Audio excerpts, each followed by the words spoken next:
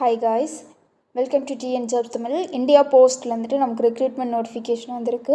என்ன போஸ்ட் அப்படின்னா staffs car டிரைவருக்கான notification தான் அது வந்திருக்கு.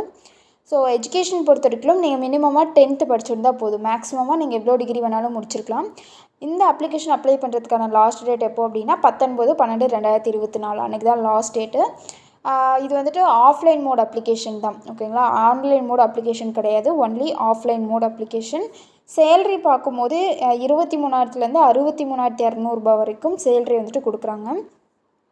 இது வந்துட்டு ஒரு பர்மனன்ட் ஜாப், ஓகேவா.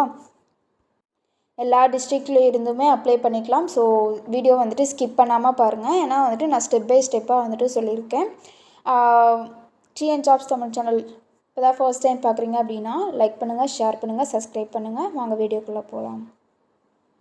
இதுதான் வந்துட்டு அவங்களோட அப்ளிகேஷன் ஃபார்ம், ஓகேங்களா. ஸோ லிங்க் வந்துட்டு நான் டிஸ்கிரிப்ஷன் அண்ட் ஃபர்ஸ்ட் கமெண்ட்டில் கொடுத்துருக்கேன், வேணால் டவுன்லோட் பண்ணிக்கோங்க. இங்கே பாருங்கள், application for the recruitment of the staff car, ஓகேங்களா. ஸ்டாஃப் கார் டிரைவராக தான் அவங்க வந்துட்டு ரெக்ரூட்மெண்ட் பண்ணியிருக்காங்க. எங்கே அப்படின்னா ஹரியானா சர்க்கிளில் தான், ஓகேங்களா. இங்கே வந்துட்டு உங்களுடைய ஃபோட்டோ நீங்கள் ஃபிக்ஸ் பண்ணுற மாதிரி இருக்கும்,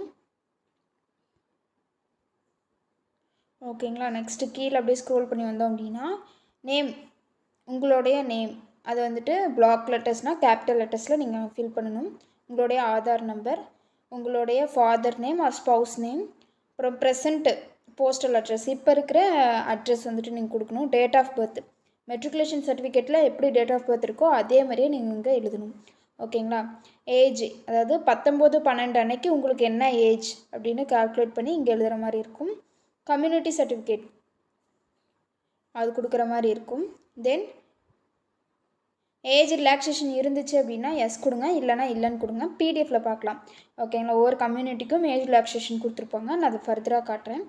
நெக்ஸ்ட்டு கேஸ்ட் வைஸ் வந்து ரிசர்வேஷன் இருக்கா இல்லையா அப்படின்னு கேட்டிருக்காங்க, அதுவும் பிடிஎஃப்பில் பார்க்கலாம்.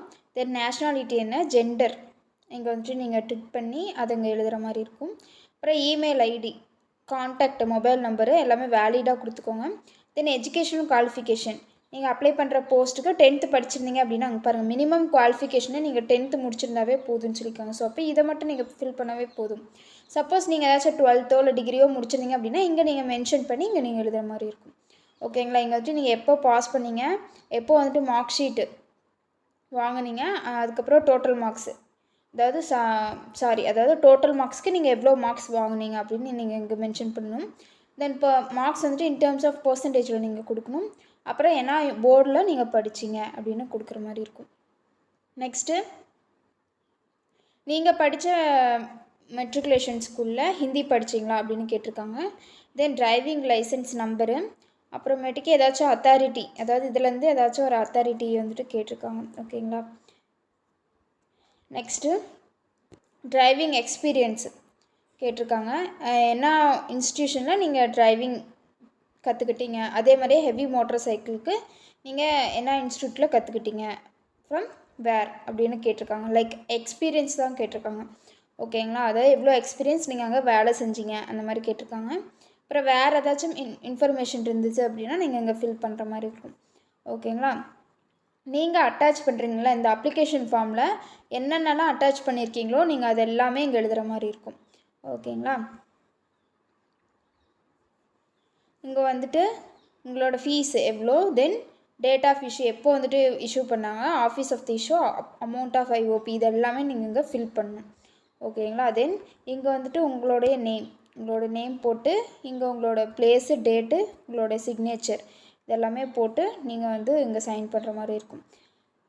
இது வந்து declaration form. Suppose SC ST ஓபிசியாக இருந்தீங்க அப்படின்னா இந்த டிக்ளரேஷன் ஃபார்மில் இங்கே உங்களுடைய நேம் போட்டு இங்கே நீங்கள் சைன் பண்ணி பிளேஸ் டேட் என்ட்ரு பண்ண ஃபில் பண்ணுற மாதிரி இருக்கும், ஓகேங்களா. இதுதான் வந்துட்டு அவங்களோட அஃபிஷியல் நோட்டிஃபிகேஷனோட பிடிஎஃப், ஓகேங்களா. சப்ஜெக்ட் எதுக்கு ரெக்ரூட்மெண்ட் அப்படின்னா ஸ்டாஃப் கார் டிரைவருக்கு எடுக்கிறாங்க, ஓகேங்களா. எங்கே அப்படின்னா ஹரியானா சர்க்கிளில் தான் எடுக்கிறாங்க. அந்த போஸ்ட்டுக்கு வந்துட்டு எவ்வளோ சேல்ரி அப்படின்னு பார்த்துடலாமா. ஸ்டாஃப் கார் டிரைவரு அதுக்கு பார்த்தோம் அப்படின்னா ஸ்டார்டிங் சேலரி வந்துட்டு 19,900 63,200 வரைக்கும். சேல்ரி கொடுக்குறாங்க. அது எப்படின்னா லெவல் 2 சேல்ரி. ஓகேங்களா, பே மேட்ரிக்ஸ் படி லெவல் 2 சேல்ரி வந்துட்டு கொடுக்குறாங்க. வேக்கன்சிஸ், அதாவது கேஸ்ட் வைஸ் எவ்வளோ நம்பர் ஆஃப் வேக்கன்சி இருக்குது அப்படின்னா யூஆருக்கு ஒரு வேக்கன்சி இருக்குது, இடபிள்யூஎஸ்க்கு வேக்கன்சி கிடையாது, ஓபிசிக்கு ஒரு வேக்கன்சி, அதுக்கப்புறம் அவ்வளோதான்.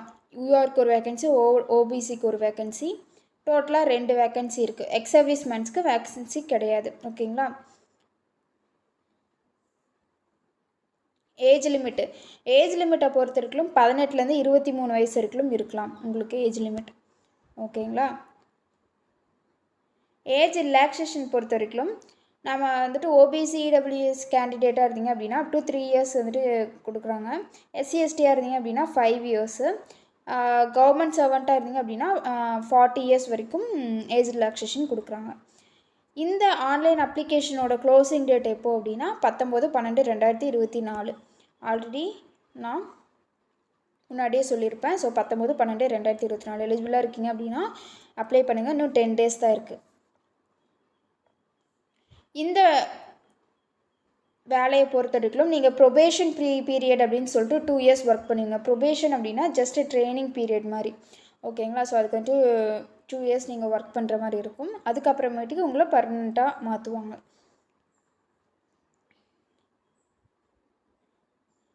எக்ஸாம் இருக்கு இல்லையா, ஸோ இந்த எக்ஸாம் வந்துட்டு 2 ஸ்டேஜஸில் நடக்கும். ஸோ ஃபர்ஸ்ட் வந்துட்டு ஸ்டேஜ் 1,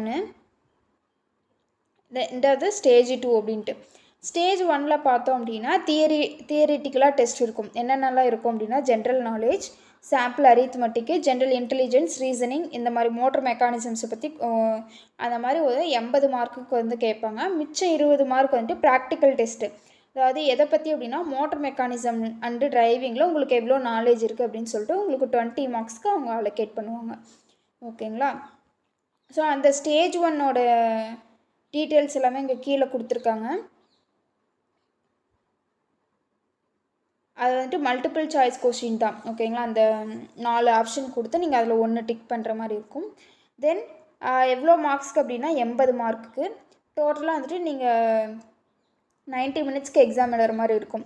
கொஷின் பேப்பர் வந்துட்டு இங்கிலீஷ்லேயும் இருக்கும், ஹிந்திலையும் இருக்கும் அப்படின்னு சொல்லியிருக்காங்க. தென் வேறு என்ன சொல்லியிருக்காங்க அப்படின்னா எஸ்சி எஸ்டி வந்துட்டு 33% வந்துட்டு மார்க் எடுத்துருக்கணும் மினிமம் குவாலிஃபையிங்காக.